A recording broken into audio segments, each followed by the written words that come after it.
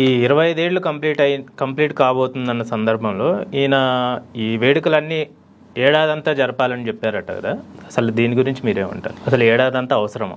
నిజంగానే, ఎందుకంటే ఇప్పుడు బీఆర్ఎస్ పార్టీ పరంగా చూస్తే కనుక ఒక మీటింగ్ నిజానికి ఏప్రిల్ 27వ తేదీన భారీ బహిరంగ సభతోటి ఈ చైతన్యం అంటే రాజకీయ పోరాటానికి ఉద్యమానికి మొత్తం అంతా కూడా సిద్ధం అవుతున్నది. అయితే ఆ ఒక్కసారి సమావేశం పెట్టేసి భారీ బహిరంగ సభ పెట్టేసి దానికోసం అంతా శ్రేణులన్నీ సమీకరించి సక్సెస్ చేస్తారు. తర్వాత మళ్ళీ ఆ పార్టీలో యాక్టివిటీ లేకపోతే కనుక నిశ్చేతనం అయిపోయి రాజకీయంగా కార్యకర్తలు నిజానికి పార్టీ అధికారం కోల్పోయిన తర్వాత కానీ తర్వాత లోక్సభ ఎన్నికల తర్వాత కానీ శ్రేణులన్నీ కూడా నిర్వీర్యం అయిపోయాయి. ఎందుకంటే క్రమేపీ పార్టీ బలహీనపడిపోతుందా అనే భావన, ఓ 10 మంది ఎమ్మెల్యేలేమో పార్టీ జంప్ అయిపోవడము, లోక్సభలో ఒక్క స్థానం కూడా సాధించలేకపోవడము, దిశానిర్దేశం లేకపోవడం, దీంతో అందులోని పార్టీ ఒక బలహీనత ఏంటంటే పార్టీ ఉద్యమ సమయంలో ప్రజలంతా కూడా సహకరించడం వల్ల పార్టీ నిర్మాణం అనేది పెద్దగా ఏమీ అవసరం లేకుండా పోయింది. తర్వాత అధికారంలోకి వచ్చేసింది.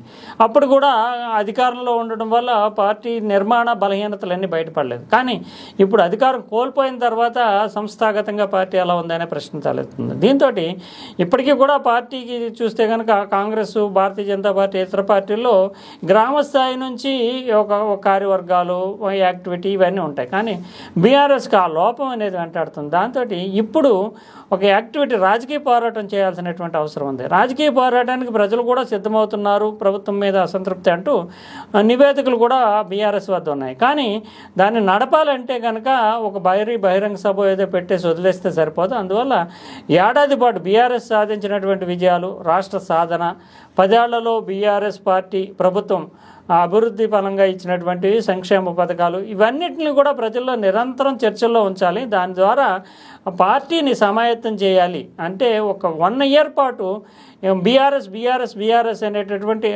వాదన, చర్చ అనేది ప్రజల్లో నలగాలంటే కనుక ఏడాది పాటు కార్యక్రమాలు అలా నిరంతరాయంగా కొనసాగుతూ ఉండాలి. అందువల్ల పార్టీ ఏర్పాటు అనేటటువంటి దాన్ని 25 ఇయర్స్ అంటే సిల్వర్ జూబ్లీ అనేది ఒక బేస్గా తీసుకుంటూ ఒక సాకు మాత్రమే.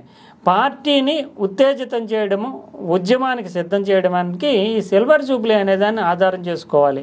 అందుకు శంకారావంగా ఏప్రిల్ 27న సమావేశం, భారీ బహిరంగ సమావేశాన్ని నిర్వహించాలి లక్షల మందితో. తర్వాత ఏడాది పాటు పార్టీకి సంబంధించినటువంటి చైతన్యం కొనసాగేలాగా ప్రభుత్వంపై పోరాటానికి రాజకీయంగా సిద్ధం చేయడం అనేది లక్ష్యంగా ఉండాలి. అందుకనే ఏడాది పాటు రజతోత్సవాలంటూ పిలుపునిచ్చారని చెప్పాలి. అందువల్ల ఒక మీటింగ్లో కానీ ఒక బహిరంగ సభతో కానీ పక్కన పెట్టకుండా పార్టీని చైతన్యపరచడం అనేటటువంటిది యాజిటేషన్ మోడ్లోకి తీసుకెళ్లడం అనేది లక్ష్యంగా ఏడాది పాటు కార్యక్రమాలు నిర్వహిస్తున్నారని మనం అర్థం చేసుకోవాల్సి ఉంటుంది.